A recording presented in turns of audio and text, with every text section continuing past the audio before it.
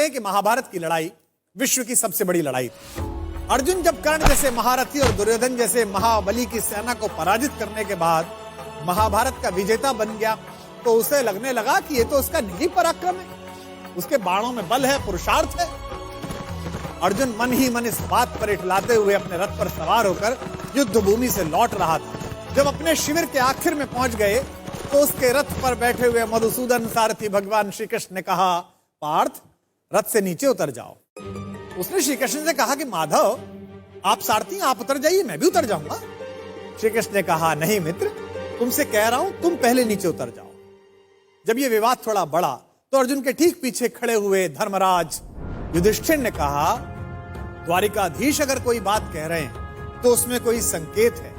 अर्जुन को कुछ समझ तो आया नहीं, भ्रकुटी पर ताव देकर थोड़े अनमने भाव से अर्जुन रथ से नीचे उतर गया। अर्जुन के नीचे उतरने के बाद सब लोग जाने लगे तो कृष्ण जैसे ही रथ के नीचे उतरे, रथ में एक भयंकर विस्फोट हुआ और रथ छोटे छोटे टुकड़ों में बट गया।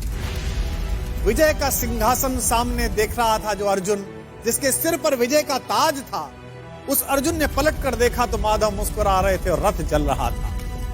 अब उसे यह तो समझ में आ गया कि उसके सखा श्री कृष्ण ने उसे रथ से नीचे उतरने के लिए क्यों कहा, और उसे विस्फोट का कारण अब भी समझ में नहीं आया था। अब उसने विनम्र भाव से अहंकार का तिरोहन करते हुए माधव से पूछा कि माधव यह क्या लीला है। कृष्ण ने मुस्कुराते हुए उत्तर दिया कि पार्थ, युद्ध के इस दौरान इस रथ पर कई दिव्य शक्तियों का प्रयोग हुआ। तुम पर जिन घातक अस्त्रों का प्रयोग हुआ उसका बचा हुआ असर भी इस रथ पर था जिस पर हम सवार थे, लेकिन वे सारे अस्त्र शस्त्र और वे घातक शक्तियां केवल इस कारण से काम नहीं कर रही थी कि मैं वहां उपस्थित था। अगर आज मैं इस रथ से तुमसे पहले उतर जाता अर्जुन, तो इस युद्ध को जीतने के बाद भी तुम जीवित ना हो। अर्जुन की आंख खुल गई, उसे यह एहसास हुआ कि विश्व की जिस सबसे बड़ी विजय को वो अपना निजी पराक्रम मान रहा है, वो केवल उसकी उपलब्धि नहीं बल्कि उसमें ईश्वर के उस अंश की संभावना है जिसे मधुसूदन भुवन मोहन कन्हैया कहा जाता है।